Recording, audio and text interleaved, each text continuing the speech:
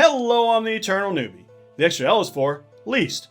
As in, I am still trying to figure out which of our subjects today would have been the least annoying. That's because today we have not one, not two, but three problem players for your listening pleasure. In the first, we have a player who tries to bulldoze the DM to get his way, and in the second, we have the worst player that OP has ever seen. High praise indeed. But wait, I've only talked about two problem players. I'm betting you'll figure out who the third one was pretty quickly. Let's get to it. I feel 100% at fault for what transpired, but it also might have been for the best. I've been playing in an online D&D game in an original Slavic folktale inspired world for a few months since last year.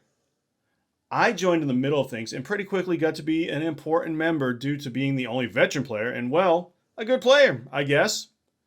Over the months, nothing really bad happened, besides me losing my first character due to a horror microstory, in which one of the oldest player's characters forcibly put an obviously shady necklace of fireballs on my character's neck, making the curse immediately activate so she couldn't take it off, and a session later died due to having to use the entire thing in panic trying to defeat one of the big bad evil guys in one go. Which unfortunately failed due to a bit of an unlucky roll, which also activated the effect of the curse, starting to strangle my Dryad cleric, and I ultimately couldn't roll high enough to save her twice in a row. Her neck got crushed, just like with the skeleton that had the necklace initially. But I am not here to tell this one. I'm here to share how everything abruptly ended and how I had a hand in it. Our party, there were actually three separate groups, but ours was the main one, consisted of me and three players. The important ones being a young college-age dude, I'm going to call the Hothead. The name is speaking louder than words, because that's basically his entire personality. If anything revs him up, he will go a bit ballistic, loud, angry, pushy. But he is not a bad dude, just a bit immature and emotional. And he knows it, and will always apologize if he did something genuinely wrong after cooling down. Plus, he's probably the best player of the group, besides myself, of course. And he's also a novice, just like the rest. I liked him, despite issues, and so did others. Except for the DM, at least by the end of things. The Hothead often had something to say towards other players, besides me. He seemed to genuinely appreciate my actions and roleplay. Sometimes validity, sometimes not so much, but it was coming from genuinely feeling of being slighted or something being wrong on the narrative mechanical side in his eyes. He could get that way in the middle of a game, but he tried to not go on tirades and always tried to leave it for after the game was finished. That's when he would genuinely go off. Players didn't really mind that much and got used to it, I guess. All seemed friendly, but the same could not be said about the DM, as it turned out. The thing about the DM, he does not appreciate others going against what he wants or expects, but most of the time you wouldn't know that since he is very good at wearing a mask. However, on an accident really, I learned how he truly is, how he feels when I wanted to ask him to be allowed to play an alternate ranger by a laser llama, since I genuinely think it is a better take on the class. I wasn't even pushing him, just discussed and tried to understand why the hard no, when at the same time he allowed the entire new subclasses, including pretty damn wild ones, but not just a remake of Ranger, not even a new class. He would not budge, and he would get fuming, dripping toxin, hateful even. I saw how he truly felt. At the time, I just decided to drop the issue and went with a cool subclass, also by LL, instead of pushing the shifter nature of the character even more. Shifter Conclave adapted to Vanilla Ranger, basically Ranger with more Druid, which made him go completely back to his mask like nothing ever happened. I should have kept this in mind, and I regret not doing anything about it. But back to Hothead. After some recent events, during which he went far with accusations and issues, feeling like the DM was targeting or being unfair to him, DM just kicked him and refused to speak. Now let me make it clear. Hothead's criticisms and concerns were both valid and not. Some of it did feel like genuinely overbearing in regard to his character. He got shafted a lot, even killed a few sessions before just to be resurrected immediately. This was a pretty good dramatic scene though, and it's partly my fault as well. But he never actually took it against me, appreciating being so in character. but on part it was his own fault for making specific choices and allowing the DM to take things forward. But then again, he did not expect a lot of what would transpire. Basically, his character was pretty much the anime protagonist in regards of all of his suffering and power together, both on big parts, which was done by DM, from the player's decisions. Something smells rotten in the state of Denmark. You know, I have been in dozens of different games, with scores of people and different DMs, and I never once thought about who the best player was. Also, did you catch the part where OP dying wasn't their fault? Even though the trigger for it was them using the charges on the necklace, all the charges, the necklace they knew was cursed. OP's ego is already showing, and I have the feeling we're getting a very slanted view of what actually happened. Hothead seems like a real winner too. Reading between the lines, he was a jerk to everyone except OP, and OP decided to excuse that because he's the second best player, or some other nonsense like that. I feel for the DM here. He has not one, but two problem players to take care of. Well, had. But you just know OP is going to make this miserable for the DM. If it would just be that, I could understand, and I guess move on. But what I learned from others retelling me the additional info made me even more concerned. And then I looked over everything over the past month and got heated myself, I guess. Here's an important part. I am Russian. I live in RF. So are most of the others in group and on the server, excluding one Ukrainian living in Ukraine, who's also in our main group. The DM, however, is in the Baltics, and I don't remember his specific nationality. I'm saying all this because there's a reason for the hothead's last sentence before he got kicked. You know, I consider you a close acquaintance, but you apparently did not, since I'm such a bad Russian and you are the king of D&D. Yeah, nothing hostile about that at all. There was a seed of truth to this, as the DM did occasionally let this past his mask, his disdain and hate.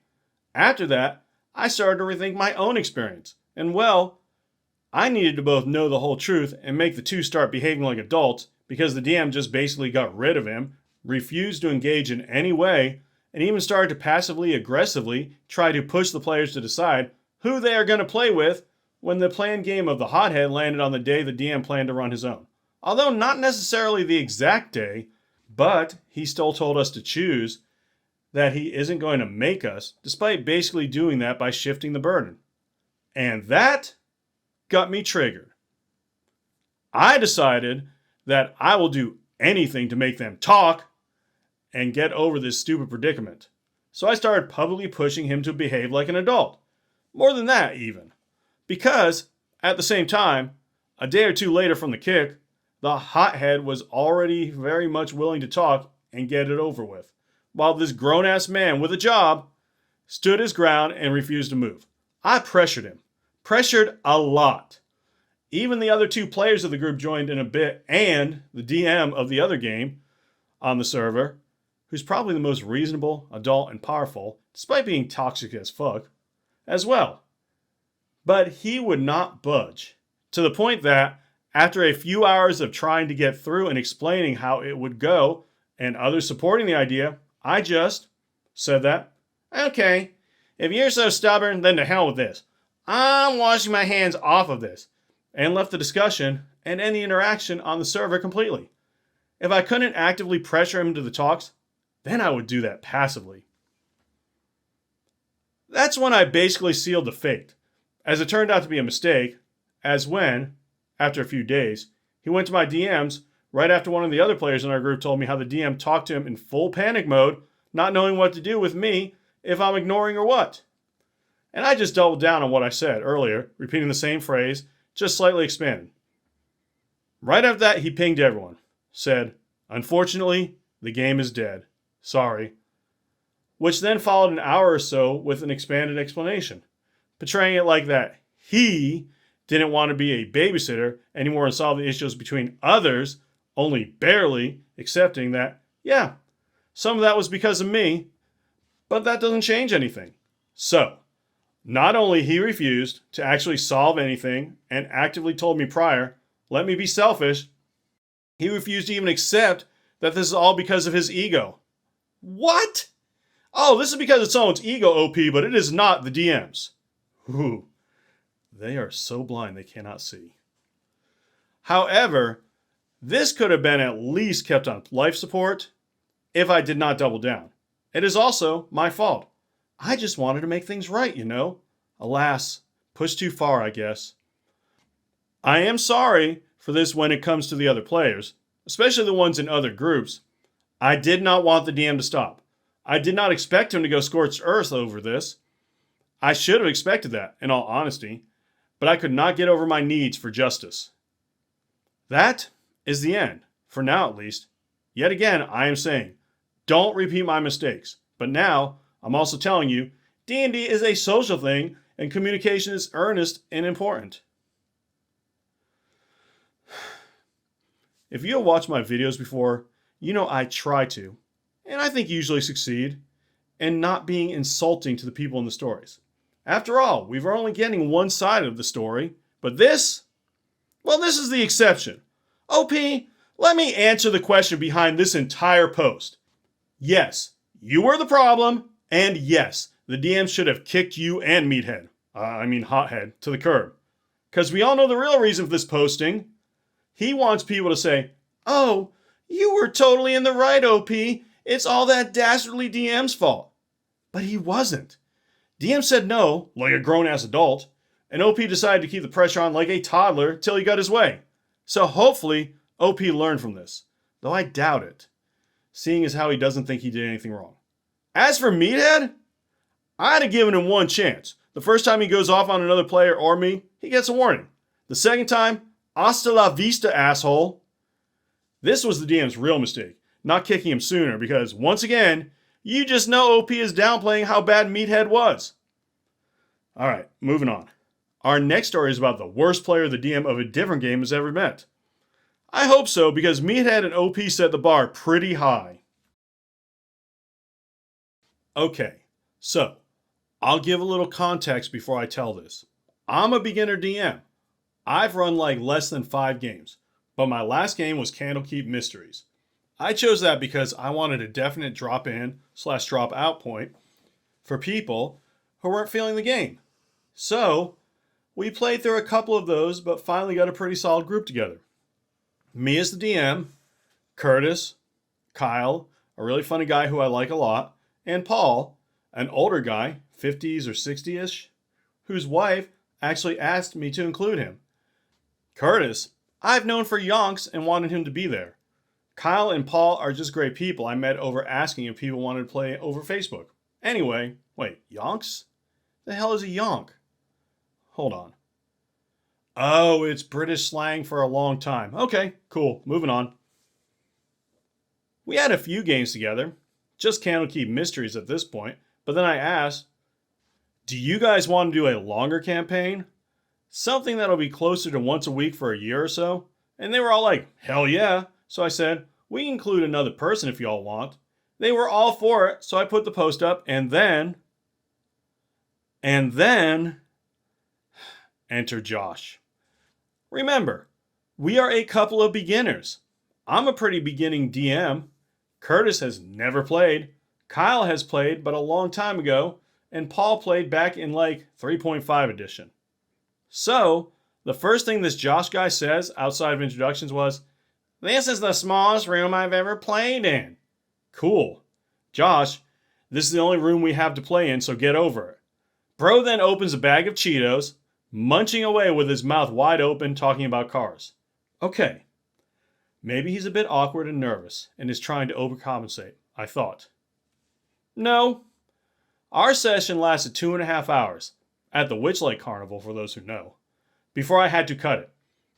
I ended up making a 5-point list for both things he did in-game and things he did out-of-game. In-game, the first thing he did was split away from the party to try to steal some shit from a lost and found, try to fight children. I had to tell him to knock it off after that. Did everything to avoid actually meeting up with the party. Completely skipped events that had actual lore reasons to be there because he was bored of them. Main character syndrome. Out of character. Complained about how small the room we were playing in was. Chewed Cheetos with his mouth wide open while talking. Burped in another player's face. Took a shit and didn't flush? Constantly saying, my character doesn't like your character because you are a dwarf. Kyle and Curtis were on their phones, looking at me occasionally like, really? And I looked back at them with eyes saying, I know. Paul was a lot more tolerant, but even he was starting to get annoyed, especially since he was the dwarf character. I still kind of feel bad for kicking someone out of the group, but I know it was the right decision. Also, the longer I spoke to the other players, the more and more they tell me, nah, thank you for getting rid of that guy. Whoa! Josh is a total savage and not in the good way. Not flushing after a dump. He was definitely trying to show his dominance by marking his territory. Question time. If you had to play with either Meathead and the poster from the first story, or Josh, who would you choose? I think I'm Team Josh all the way, baby. He's a monster, but at least he's not going to whine like a baby until he gets his way. Or maybe he will. This story was a little light on the details. Though to be fair, I'm probably going to quit any game that has any of these people in it. But enough from me. What do you think? I would love to hear your thoughts in comment form. Also, likes are greatly appreciated, as are shares. Finally, if you're new around here, how about a sub? I'm not going to lie, watching my sub count just keep going down is a mite bit disheartening. In any case, thank you so much for watching, and as always, play your character. Don't let your character play you.